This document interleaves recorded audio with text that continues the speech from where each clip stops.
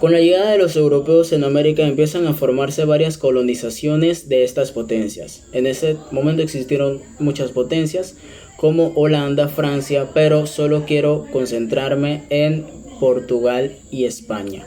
Con la llegada de los portugueses y españoles a América, deciden dividirse los territorios por virreinatos precisamente para que no haya ningún tipo de conflicto entre estas dos potencias. De esta manera, Portugal se queda con el territorio de Brasil y España se queda con los territorios sur y centroamericanos. Debido a diversos problemas externos e internos en estos virreinatos o en estos dominios europeos, empieza a surgir el pensamiento de independencia entre sus pobladores. De esta manera ocurren varios movimientos independentistas exitosos que empiezan con Haití en el año 1804 y terminan con Cuba en el año 1902. El virreinato de Brasil vendría a independizarse más o menos en el año 1822.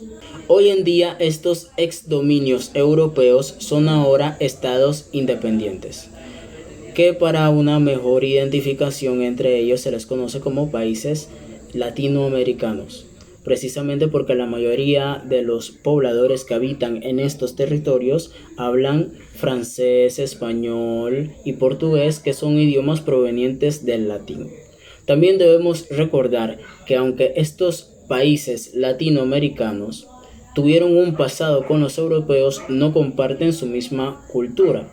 Es decir, que aunque Panamá haya sido alguna vez una colonia española, no compartimos la cultura española, sino que tenemos nuestras propias costumbres y nuestra propia cultura, y así mismo con los demás países del territorio.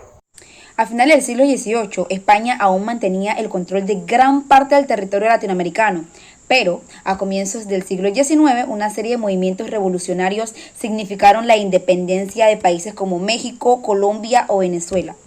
A finales de este siglo, España aún mantenía el control de gran parte del territorio americano, claro, como colonias. Unas colonias que, como ya sabemos, fueron conquistadas por España durante el siglo XVI tras el descubrimiento del continente americano en 1492 de la mano de Cristóbal Colón. A finales del siglo XVII nos encontramos en España con 4 virreinatos: el virreinato de Nueva España, el virreinato de Nueva Granada, el virreinato del Perú y el del Río de la Plata. Pues bien, entre 1816 y 1825, España va a perder el control de la gran mayoría de sus territorios americanos, salvo Cuba y Puerto Rico, en el llamado proceso de emancipación hispanoamericana. Fue en el año 1810 en el que surgieron numerosos focos de emancipación desde México con el llamado Grito de Dolores hasta Argentina. Los focos de resistencia contra el poder realista se extendieron por todas las colonias y se organizaron en torno a 2 focos principales. El primero se situará en el norte de Sudamérica y tendrá como protagonista al señor Simón Bolívar. Y el segundo foco de resistencia independentista será el del sur de Sudamérica, liderado por José de San Martín. Los 2 grandes focos independentistas, el de Bolívar y el de José de San Martín, para acabar con la última resistencia realista de Sudamérica, que era el virreinato del Perú. Por tanto, la definitiva batalla de Ayacucho, uno de los grandes mitos del independentismo americano, significó el final del dominio que durante siglos había mantenido España en América. Y para el año 1825, la gran mayoría de las antiguas colonias americanas ya habían obtenido su independencia, salvo 2 ejemplos en el Caribe, como Cuba y Puerto Rico, que sumadas a Filipinas aún se mantenían en control español hasta el año 1898. Así, las historias de nuestros países no están aisladas, sino que tienen orígenes comunes y nuestros destinos están entrelazados. Hola profesor, en esta ocasión mi persona Inmaculada Segura tiene el placer de hablar un poco sobre las consecuencias de la independencia de América Latina. Fueron 3 aspectos fundamentales de la independencia, que fueron social, económico y político. Las consecuencias sociales. Entra en la ruralización. Esto es por los asaltos parciales de la civilización se encontraba dentro de la población en las nuevas élites. Los nuevos élites eran las cuales que se lideraban en la guerra. La militarización, que era el poder de las tierras, geográficamente se definía en la guerra. También el término de las privatizaciones de esclavitud. En América no se podía esclavizar a los indígenas. Habían hecho unas leyes para evitar estos sucesos.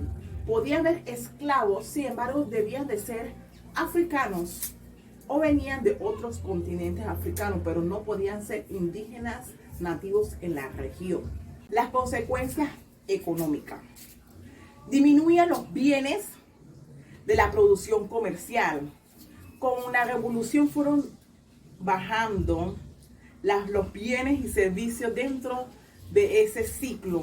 También las elevaciones propias de los socios económicos. Había muchos socios en esos tiempos, como era una de las consecuencias de la independencia de América. Muchos socios fueron como retirándose, ya que estaban perdiendo sus capitales y sus ingresos. En el primer año, la consecuencia económica fue muy baja, que hubo una mala política económica, había malos contextos, incluso se dependía mucho en el dinero constituyente, ¿cómo le podría explicar? Iban disminuyendo las causas de la economía, también políticamente. La consecuencia políticamente fue muy ansia. ¿En qué proceso? Fue dada en una fragmentación de territorio. Había muchas peleas por asentaciones geográficas. También las instituciones, había un desorden. Es decir, que iban a hacer nuevas naciones, porque ya se estaban independizando de las españolas, de las potencias españolas. Los países latinoamericanos tenían que hacer sus propias creaciones de independencia, es decir, sus banderas, sus escudos, sus leyes, sus fundamentos para crearse y constituirse como nación que era. Y tenían que buscar las técnicas necesarias para implementarse. Así fue en muchas regiones, como empezaron fue en México, fue una de los grandes revoluciones que fueron poco a poco.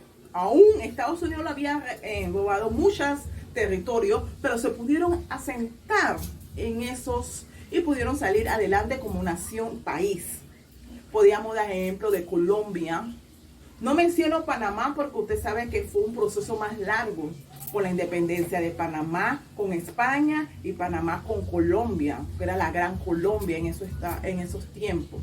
Pero podemos ver que el punto fundamental de las consecuencias de la independencia de América Latina fueron las tres que les mencioné, que fue consecuencia social, la consecuencia económica y la consecuencia política.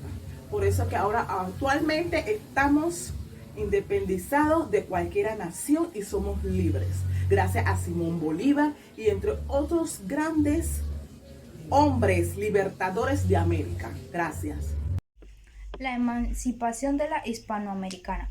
Lo que entendí acerca de la emancipación hispanoamericana, encontramos que la fase inicial en el 1910, cuando se formó distintas juntas revolucionarias y disputas gobernando a España.